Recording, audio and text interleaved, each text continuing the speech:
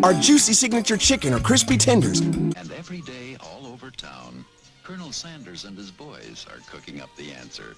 Kentucky Fried Chicken. It's chicken. It's fried chicken. It's fried chicken. I like fried chicken. What's going on, y'all? Today I'm going to show you how to make fried chicken. In my opinion, it's one of the easiest things to make, but I have made it a lot, so the process is a lot easier. Let's get into the very first step, which is prepping the chicken. Now we're working with big old mungo pieces like this. And personally, I'm just going to be making chicken strips, because who doesn't like chicken strips? Or to see a chicken strip. I'm just going to cut these to appropriate chicken strip size. And now I think the most important little trick is actually going to be marinate. You could do it for 1 hour. That tends to be all I really need to do. Then just take a bag. Gonna take a little bit of oil. You could use like olive oil, but I'm just gonna keep it with oil I'm frying it with. So just gonna take some canola oil. Out of all of these, the magic is actually the baking soda. I came across this while looking up like fried rice recipes back when I did that fried rice video. And the little secret, I guess, that's in like Chinese restaurants, is like their fried chicken is always so tender, they marinate it with baking soda, like buttermilk, pineapple juice, like all those other like tenderizing things. This is by far the best. We're just gonna add our chicken, and then we're gonna add the seasonings. Onion powder, salt, this is Himalayan pink salt. The old MSG, because MSG never fails, please use it. Doesn't make you sleepy. It's in something you've probably eaten today, you know? It's in everything. It's fantastic. And for the oil, you don't need to go crazy. It's a little splash there, just to get everything incorporated and coat everything. With the baking soda, I don't know, maybe like a tablespoon's worth. Do like, just like that much, you know? Not too much at all. And then, just spritzing an onion, lightsaber, MSG. You go careful on it though, it is strong for sure, but it's good. After you coat everything like I'm doing here, just open the bag, push some air out, and then just pop it in the fridge.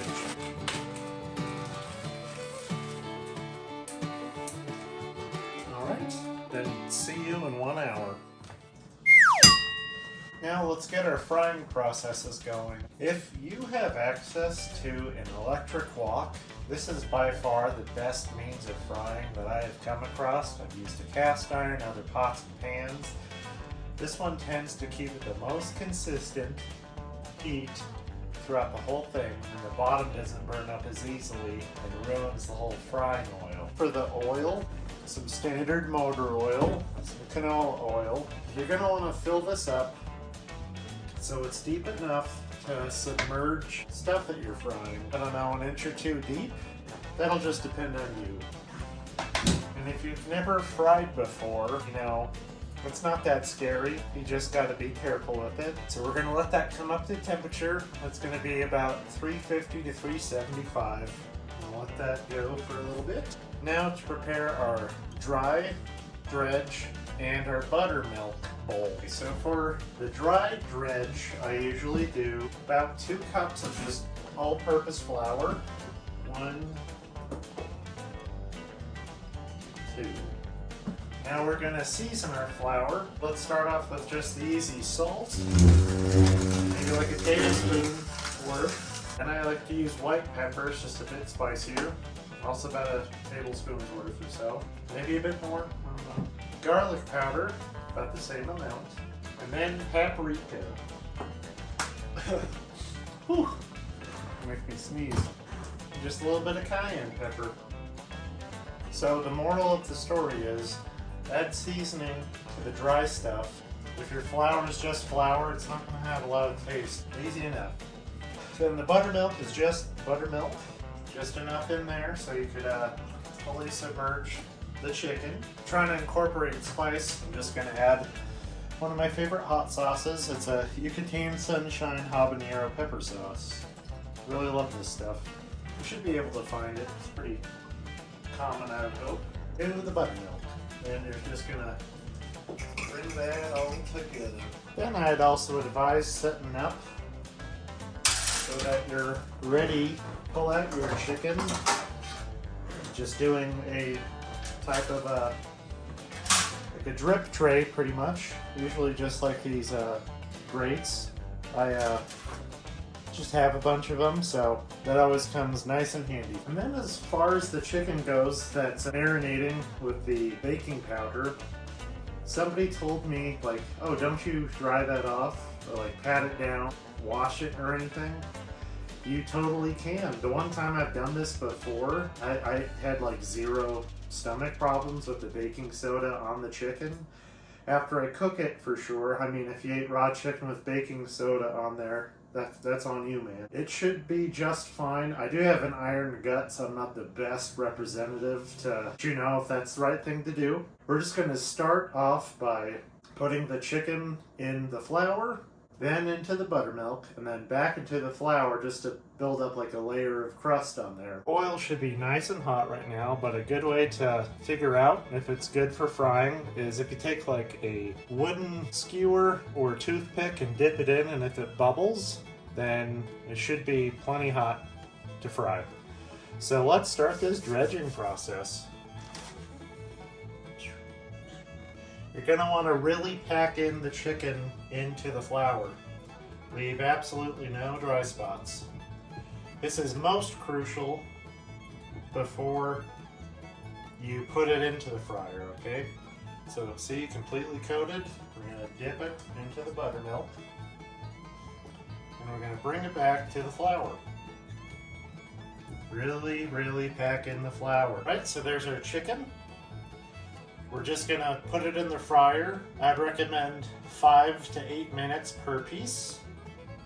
And you're gonna wanna put it in gently. Just like that. Absolutely remarkable. Okay, let's get a couple more going. Try to shake off any loose debris. That'll help the oil stay good so it's not burning, immediately. It's a very nice fry. They've been in there for about 2 minutes to 1 minute for this guy on the end here. I like to just flip him around. Looks like I made chicken logs more than anything. Nothing like a good chicken log. But we're just going to leave those in there until they're nice golden brown. And then we're just going to bring them out. So I actually let them go a little bit longer. They are bigger pieces of chicken, so just need a little bit more time to fully crisp up. So we got 1, 2,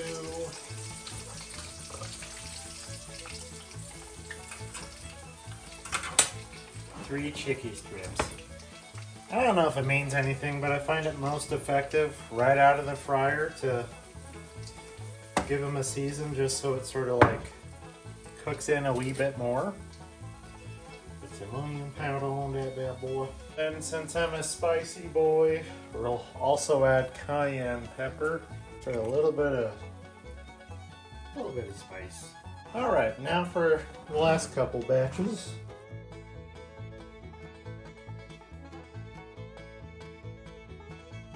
Quick little dipping sauce that is my favorite in the whole world.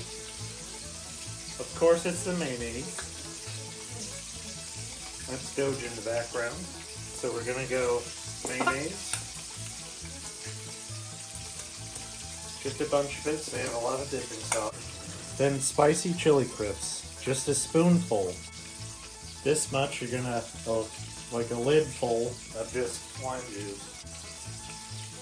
For just a nice little aioli.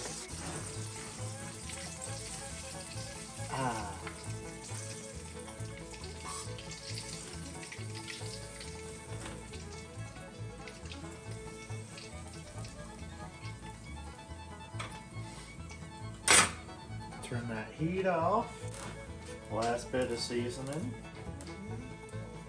And if you hear that dog whining, it's Doji. He sure wants some. I really want to give it to him, but he's actually allergic to gluten and chicken. Looks like I'll have to eat it all by myself. He'll be bummed out, but he'll be alive.